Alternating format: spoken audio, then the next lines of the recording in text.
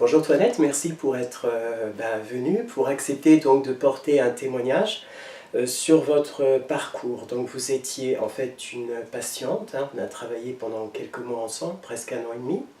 Voilà, et donc vous avez accepté, donc je tiens à vous en remercier, donc de faire un témoignage sur votre parcours et notamment sur la découverte d'une problématique assez grave qui est en fait une violence sexuelle. Donc on touche vraiment au traumatisme et vous avez bien voulu un petit peu témoigner pour essayer justement de montrer que malgré, on peut arriver à s'en sortir. Donc dans un premier temps, peut-être pour qu'on apprenne à mieux vous connaître, est-ce que vous pouvez vous présenter? Voilà.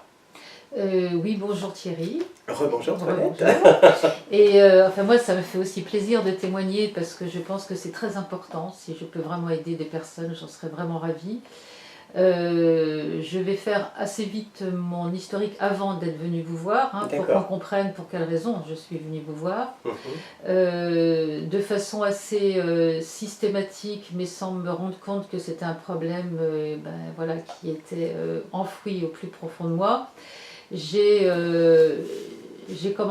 souffert du ventre, voilà. Plus exactement, ma problématique était ciblée au niveau du ventre, colopathie fonctionnelle plus exactement. Donc j'ai toujours cherché des problèmes qui étaient alimentaires ou autres, mais bon voilà. Donc pas de problème de santé. Pas de problème de santé, il n'y avait rien. Bon, avec l'âge, j'ai fait tout ce qu'il fallait comme examen, je n'avais rien, donc forcément je me suis posé la question de façon différente. Mais avant de venir vous voir, j'ai eu un parcours, hein, bien sûr, puisque j'ai plus de 50 ans, donc je ne suis plus toute jeune non plus.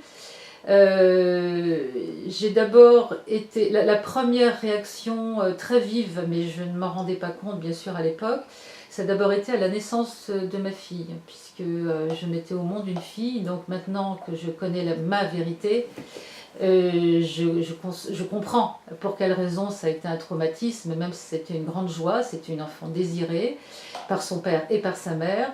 Et finalement, son accueil a été horrible, ça a été très très difficile. Donc après, elle ne voulait plus se nourrir, elle a vu des pédiatres en veux-tu en voilà. Elle a une scolarité très difficile, enfin tout a tourné énormément autour de ma fille pendant plusieurs années. Jusqu'à ce que je me rende compte que c'était plutôt autour de moi qu'il fallait que je cherche des choses. Et pour dire vrai, j'ai écrit, parce que je suis une personne qui écrit, donc voilà, et donc c'est en écrivant mon premier roman, en le relisant entièrement, que je me suis dit, bon, bah là, il faut peut-être que j'aille voir quelqu'un. Et le premier thérapeute que je suis allée voir, c'est une psychanalyste. Bon, je vais pas vous raconter les débats ratés avec la première et tout. Enfin bon, avec la deuxième, on a surtout parlé, puisque dans ma famille, ma mère a été gravement malade, plusieurs cancers qui se sont suivis, avec un père qui m'a demandé de m'en occuper énormément. Ça a été un énorme traumatisme. Donc c'est plutôt pour ça que je suis allée voir, enfin en tout cas on a enlevé une des couches en tous les cas, et qui était loin de là celle qui était la plus importante, mais enfin il fallait aussi s'en débarrasser. Et puis je suis restée plusieurs années sans rien faire de particulier, mais toujours avec ces problèmes de colopathie. Jusqu'au jour où j'en ai eu marre de souffrir du ventre, voilà. Bon, j'allais voir des ostéopathes très régulièrement, ça passait un peu et puis bon, ça revenait. Et voilà, c'est comme ça que j'ai cherché et je vous ai trouvé, j'en suis très contente. Les premières séances, voilà, ça a été très difficile pour moi parce qu'il a fallu sortir des choses que j'avais du mal à sortir et pour cause. Donc on a fait un travail sur le corps qui m'a beaucoup aidée parce que j'avais une très grande, alors je ne sais pas si je vais dire une haine pour mon corps parce que c'était pas conscient, mais en tout cas on va dire une détestation pour mon corps, surtout au niveau du ventre, qui est enrobé, je tiens à le dire parce que c'est très important par rapport à ce que je vais dire par la suite. En me demandant de lui parler, c'est un exercice qui n'est pas facile. On m'a demandé aussi de parler dans un miroir en me regardant, chose très difficile aussi. Ça a été des séances extrêmement intéressantes. En tout cas pour moi, ça a été vraiment des moments très forts. Et puis il y a les entre-séances qui me permettaient aussi de travailler inconsciemment. Alors justement, dans ces entre-séances, Oui. comment les choses se sont un petit peu passées? Est-ce que vous avez eu, peut-être pendant ces consultations, l'impression d'être laissée toute seule après les consultations? Comment ça s'est passé en fait? Alors pas du tout, justement c'est ça qui est bien, c'est que j'ai eu le droit à des enregistrements exprès pour moi, qui m'ont... Oui, parce que j'ai parlé des problèmes de douleur au ventre, mais j'ai aussi un problème de sommeil, bon, qui est aussi lié à l'âge, hein, puisque à la Oui. ménopause on dort quand même beaucoup moins, on a un sommeil qui est de moins bonne qualité. Et ces séances de relaxation qui ont vraiment été faites voilà, pour moi m'ont beaucoup aidée. Je m'en suis servie régulièrement. Et ce dont je voulais parler par rapport aux interséances, c'est que bien sûr, pendant une semaine, on rêve. Et j'ai eu une quantité de rêves incroyable, extrêmement marquants, qui bien sûr voulait dire beaucoup de choses, même si je ne suis pas une spécialiste voilà, des rêves. Voilà, Thierry m'a énormément aidée à me diriger vers voilà, ce pourquoi on pourrait, voilà, on pouvait expliquer ses rêves. Il y avait beaucoup de réticence de ma part, donc il a eu une grande patience parce qu'on a tourné autour, voilà, autour du sujet, j'y arrivais pas. Et puis, voilà, ça s'est passé comme ça pendant plusieurs séances. On a fait beaucoup de mouvements aussi. On a bougé mon corps. Apprendre aussi à me laisser aller, à lâcher prise, en me lâchant par exemple en arrière, en me laissant tomber, en avant, en marchant à tâtons, en fermant les yeux, en touchant des objets sans les voir. Bon, tout ça, c'est très aidant dans la mesure où on apprend à se connaître, on apprend à connaître son espace, parce que je me suis aussi rendu compte que, ben, comme j'ai été abusée, je me suis rendu compte que je n'avais pas d'espace à moi, un espace intègre, enfin vraiment, pour me protéger, et que donc je recevais tout ben, directement, quoi, sans protection. Justement, dans ce travail qu'on a fait pour la récupération d'espace, vous vous rappelez c'est le geste avec les mains pour justement Oui, définir cet espace donc, qui nous entoure, qu'on avait considéré en fait comme un espace qui... vous étiez à l'épicentre de cet espace, vous aviez une distance entre vous et l'extérieur et vous aviez la capacité par cet espace de ne laisser rentrer ou sortir que les informations qui vous convenaient et pour le coup vous étiez dans une sorte de protection, vous vous protégiez, c'est ça oui, en oui, fait. absolument, je me souviens D'accord. absolument de ça. Ce qui m'a permis aussi de comprendre mon comportement à l'extérieur, dans la vie courante, hein, Mhm. de me laisser, bah, comment je dire, de me laisser envahir, voilà, par des personnes qui n'hésitaient pas à entrer dans mon champ, voilà, très, très très proche de moi, et avec la capacité de me défendre. Donc ça a été une très grande révélation pour moi, alors que le vivant, j'aurais dû en être consciente, mais je n'en étais pas consciente. Ouais. Ou alors j'en étais, voilà, c'était très enfoui, mais je savais bien qu'il y avait quelque chose qui n'était pas normal avec ce rapport avec les autres.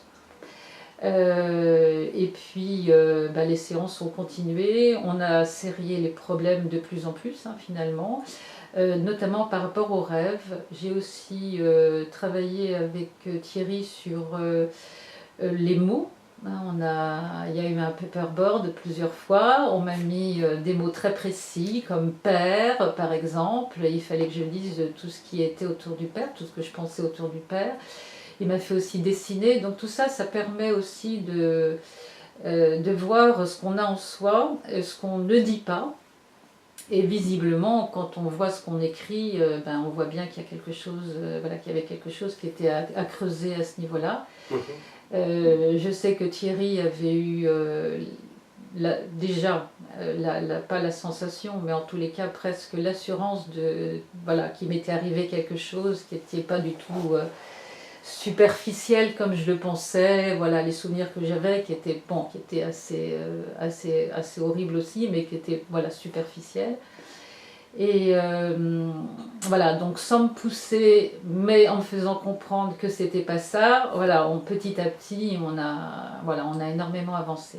Est-ce que vous diriez que ce travail qui a été fait justement à travers le paperboard, les mots, a été un travail intrusif pour vous? Ah, pas du tout. Alors D'accord. parfois c'était difficile parce que ben, il faut lâcher prise, hein, et donc surtout quand c'est le mot père, enfin pour ma problématique en tous les cas, dire exactement ce que je pensais du mot père, il fallait un petit peu que voilà, que j'enlève tout mon côté policé en fait, hein, parce que c'est ça, tout ce qu'on m'a appris à terre, hein, donc, et dire vraiment ce que je pensais du mot père pour moi. Voilà. Justement, le travail en fait que vous avez fait, est-ce que le fait de l'avoir vécu avec un homme a été pour vous quelque chose de compliqué? Puisque comme j'étais votre thérapeute, est-ce que ça vous a semblé plus compliqué ou est-ce que ça s'est passé normalement? Il n'y a pas eu de friction?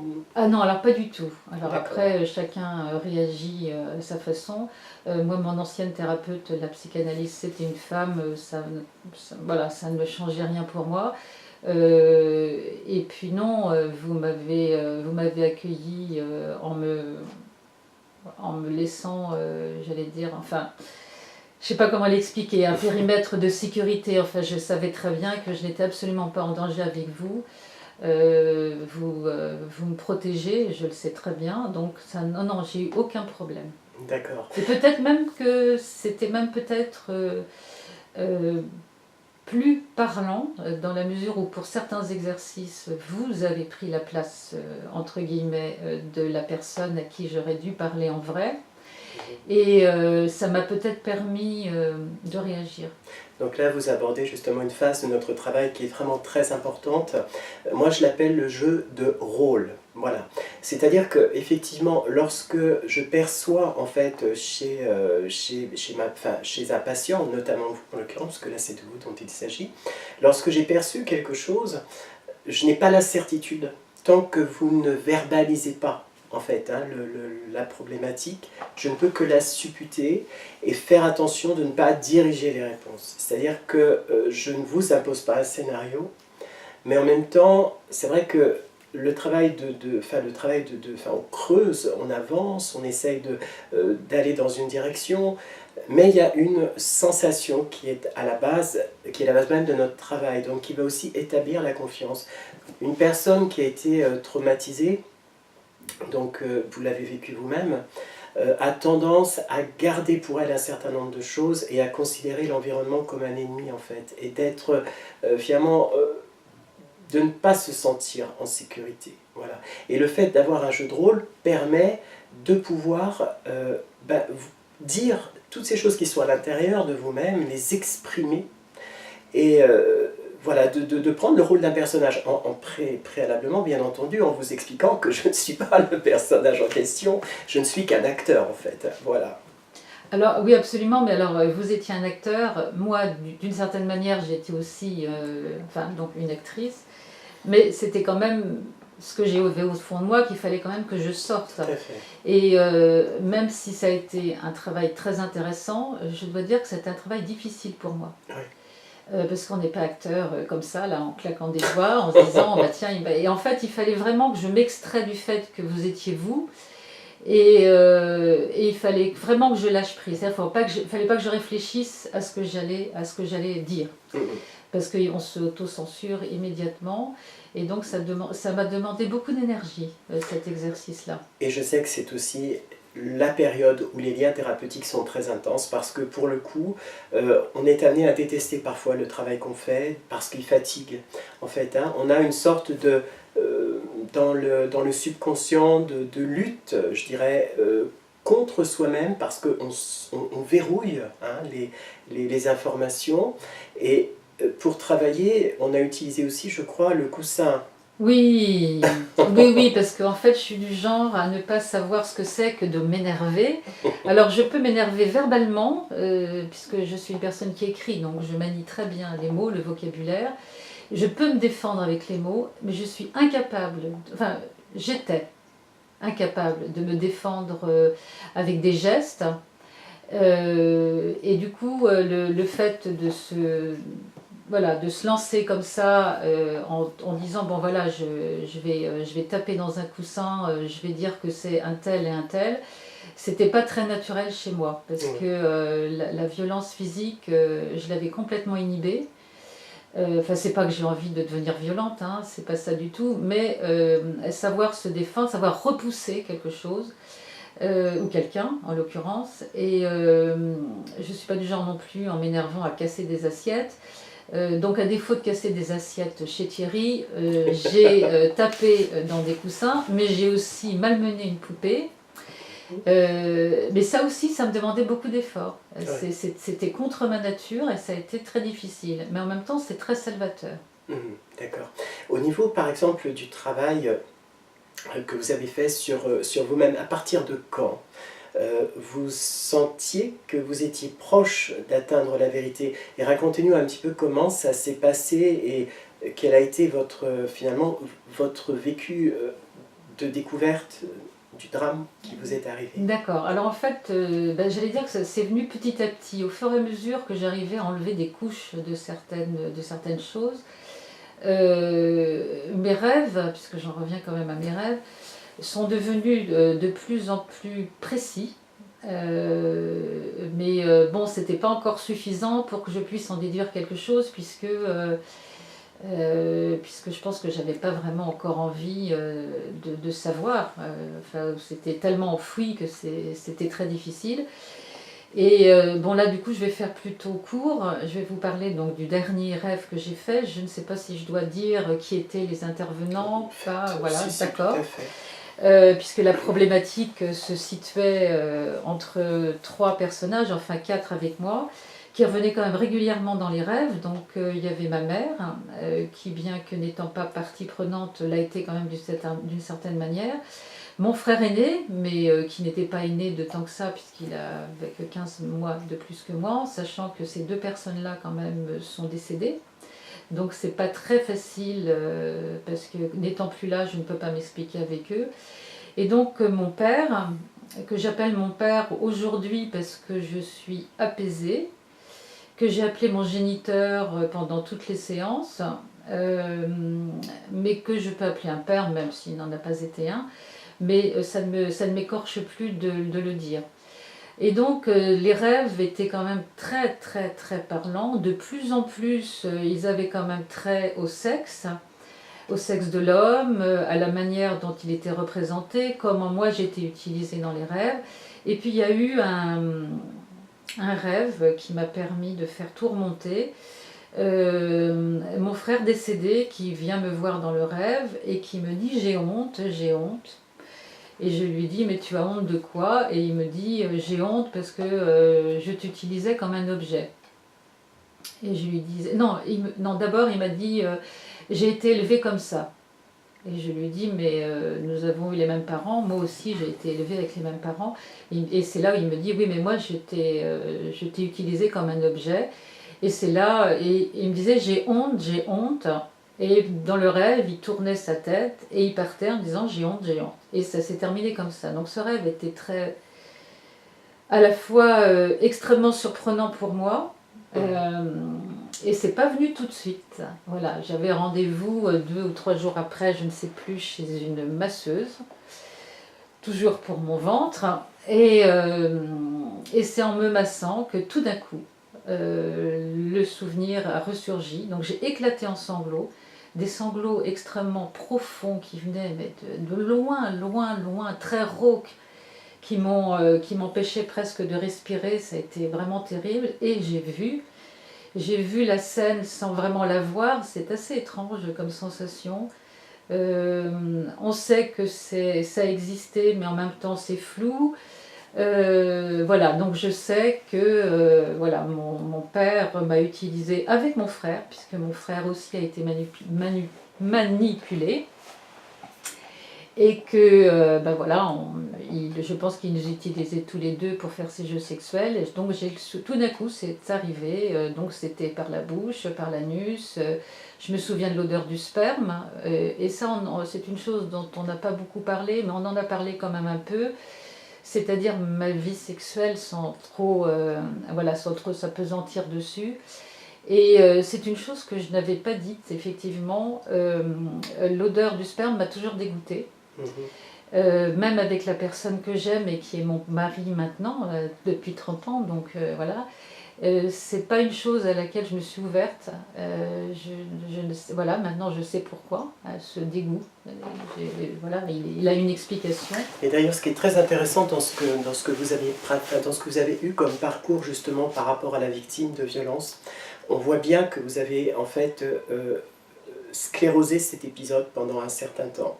Que bien malgré tout, cet épisode était toujours vivant à l'intérieur de vous-même, il se manifestait de différentes façons.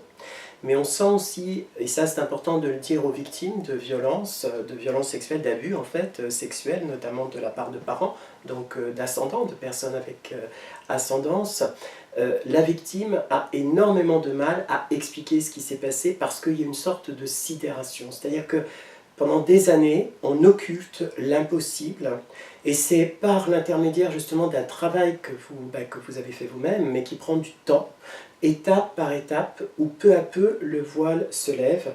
Et j'ai tendance à dire, effectivement, c'est pour ça qu'on a travaillé beaucoup sur les rêves, que les rêves expriment énormément de choses en fait. D'ailleurs, je vous le disais, les rêves, pour moi, je les considère un peu comme un massage du cerveau. Voilà. Donc quand on a le cerveau qui est trop plein, on fait des rêves, et voilà, et particulièrement dans le cas d'abus et de violence. Mais ce qui est intéressant dans votre parcours, c'est qu'en fait, tous ces rêves ont fini par faire remonter à la surface des choses qui sont violentes. Donc, la question que j'ai envie de vous poser aussi, c'est est-ce qu'aujourd'hui, vous avez réussi à dépasser cette étape, et comment vous avez réorganisé votre vie par rapport à votre vie donc de femme, votre vie de mère, comment les choses se sont reconstruites? Alors ça fait pas si longtemps que ça, hein, puisque là nous sommes en octobre, début octobre, j'ai redécouvert donc, cet horrible souvenir en avril, donc ça fait 6 mois, donc en 6 mois on peut faire beaucoup de choses, mais bon c'est pas non plus... Enfin voilà, le temps fait aussi son office. La première chose que je dirais, c'est que la colère qui était extrêmement présente au début, mais alors une colère mais atroce, hein, à vomir, c'est-à-dire que je ne savais même plus quoi faire tellement j'étais en colère.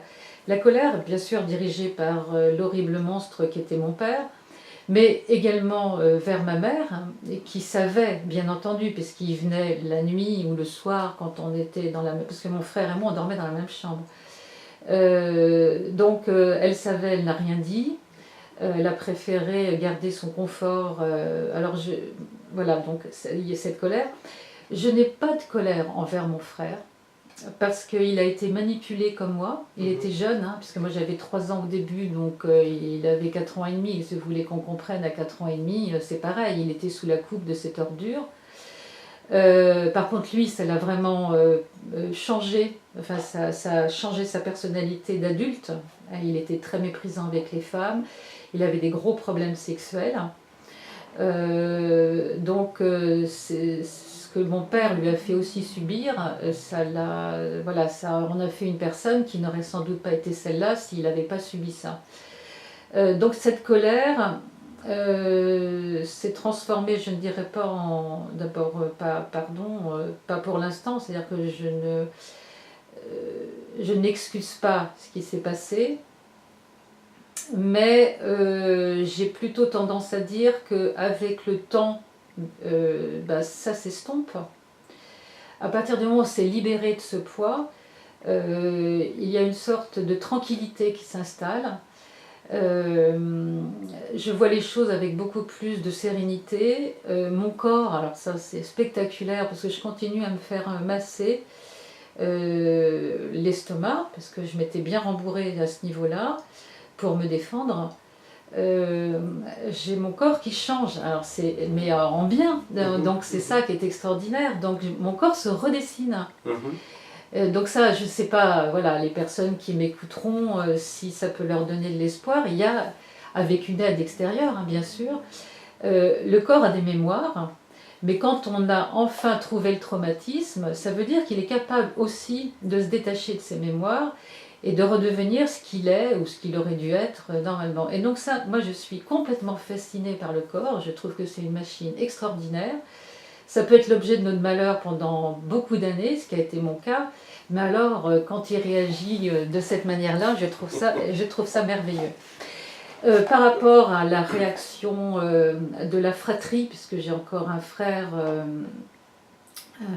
qui est un peu plus jeune, quand je lui ai annoncé ce qui est vraiment mon père, parce que mon père est toujours vivant, je suppose, parce que ça fait plus d'1 an que je ne veux plus prendre de ses nouvelles.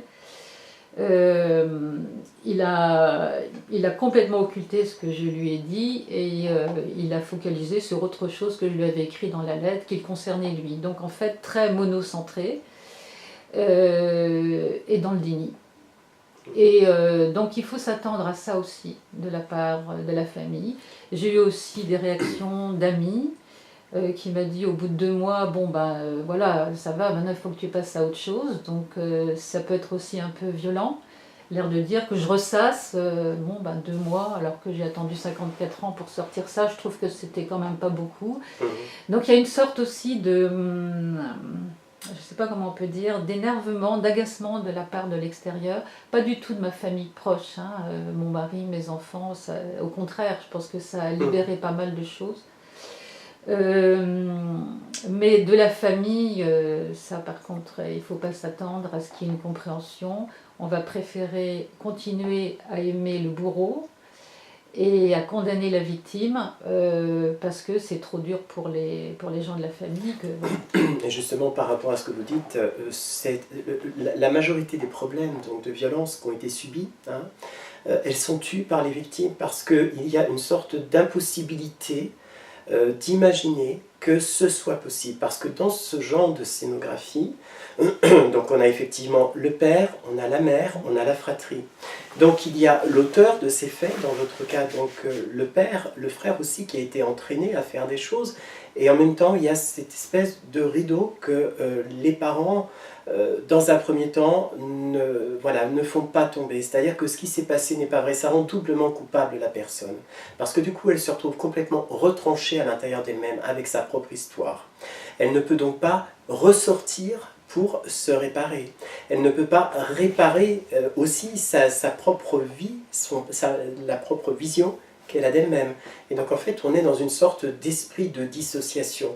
Mais par contre, ce qui est très important, et ça je vous l'ai à plusieurs fois dit, eh bien, les enfants n'ont pas obligation de pardonner à un parent quand ils ont été maltraités.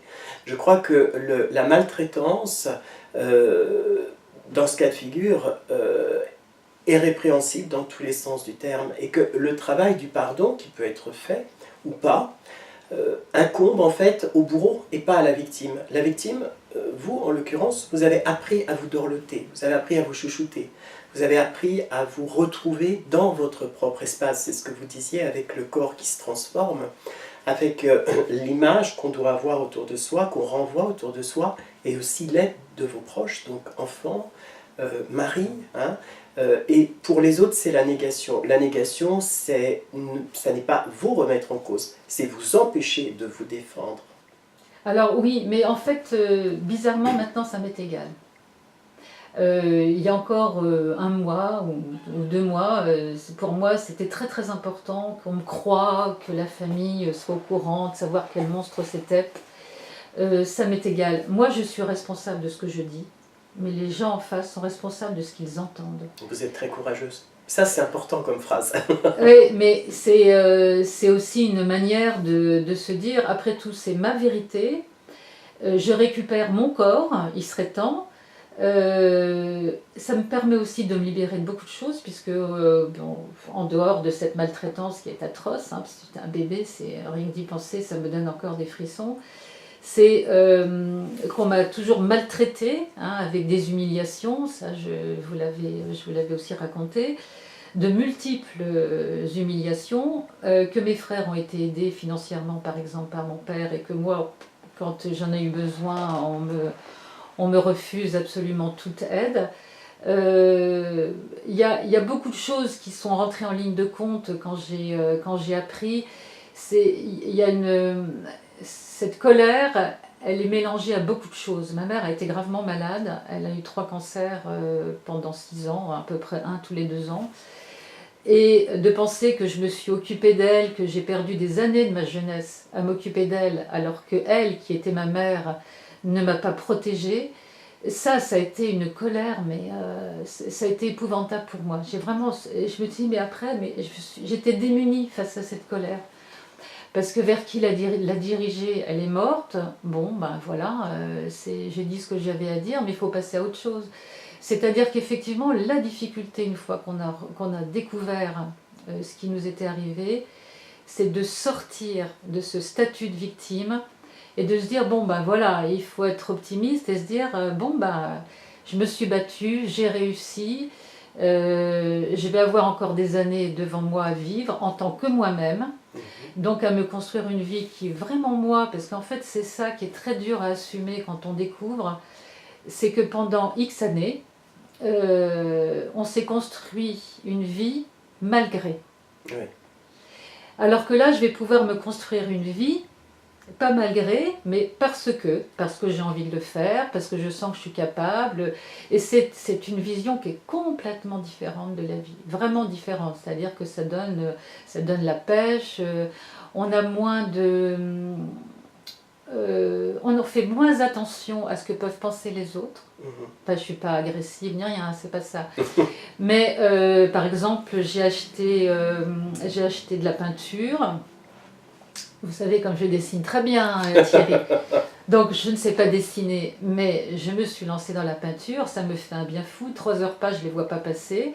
C'est une manière aussi de ne pas penser au présent. On s'évade dans quelque chose. Je fais pas ça pour épater la galerie, hein. Je fais ça parce que ça me fait plaisir.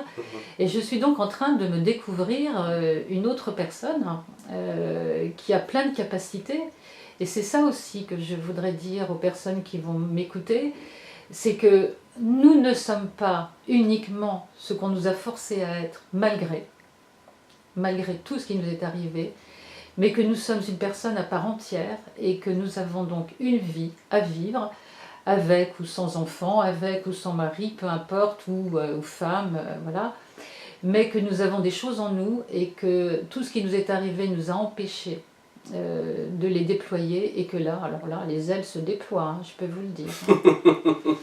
C'est extraordinaire parce que déjà le travail que vous avez fait, hein, c'est vraiment important et en plus, vous expliquez clairement le message qu'est la sophrologie. Hein. Donc retrouver son corps, réapprendre la paix avec soi-même. Vivre avec une histoire passée, ça ne veut pas dire venir de nulle part, ça veut dire avoir eu sa propre histoire, l'avoir dépassée en l'apprenant, en l'apprivoisant, donc on se réapprivoise.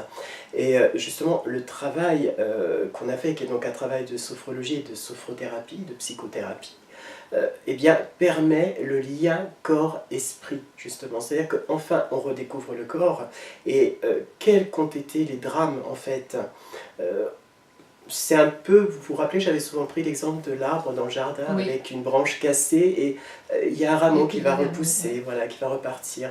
Donc vous êtes dans ce cas de figure-là, en l'occurrence, c'est-à-dire que votre parcours, il est derrière, vous l'avez acté, hein, voilà, c'est sorti, et maintenant, eh bien, vous allez vers votre destin, votre avenir, et ça, je trouve ça formidable, vraiment. Et encore une fois, merci pour avoir accepté donc de témoigner. Alors je rappelle aux personnes qui nous regardent que vous pouvez donc me contacter sur mon site www.psychothérapie-sophrologie.fr. J'ai d'ailleurs mis en ligne des vidéos. Hein. Encore une fois, merci Toinette d'avoir témoigné parce que je pense que vous avez beaucoup évolué et vous pouvez être un exemple aussi pour d'autres personnes. Voilà, donc je vais vous dire merci, je vais vous souhaiter bonne chance, hein, et voilà, très bon parcours à vous et merci encore Toinette. Merci Thierry. Au revoir.